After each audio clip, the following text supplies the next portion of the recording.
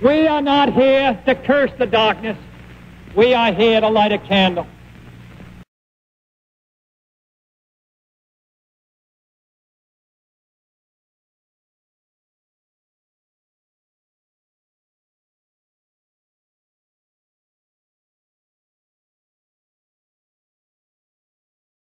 Obviously, that would not be my choice, but I do know Senator Obama. He does not share those views, and we get sometime.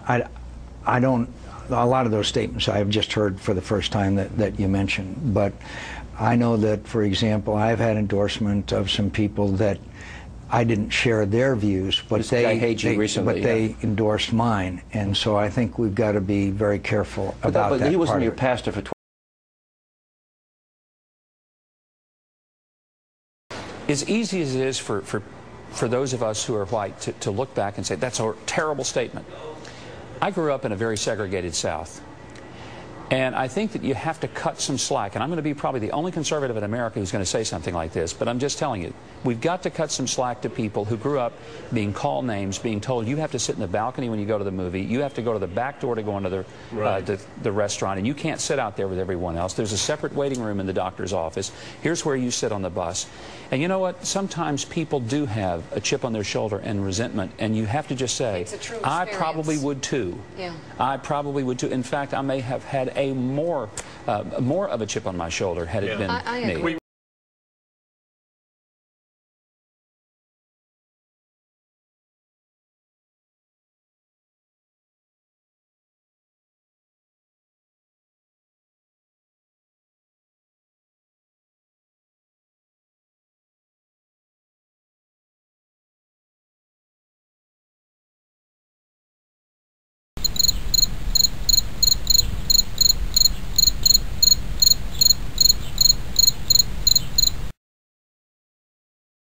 And worse yet, after what President Clinton said during the South Carolina primary. And worse yet, after what President Clinton said during the South Carolina primary, comparing the Obama and Jesse Jackson campaigns, a disturbing but only borderline remark. After what some in the black community have perceived as a racial undertone to the 3 a.m. ad, a disturbing but only borderline interpretation. And after the moment's hesitation in her own answer on 60 Minutes about Obama's religion, a disturbing but only borderline vagueness. After those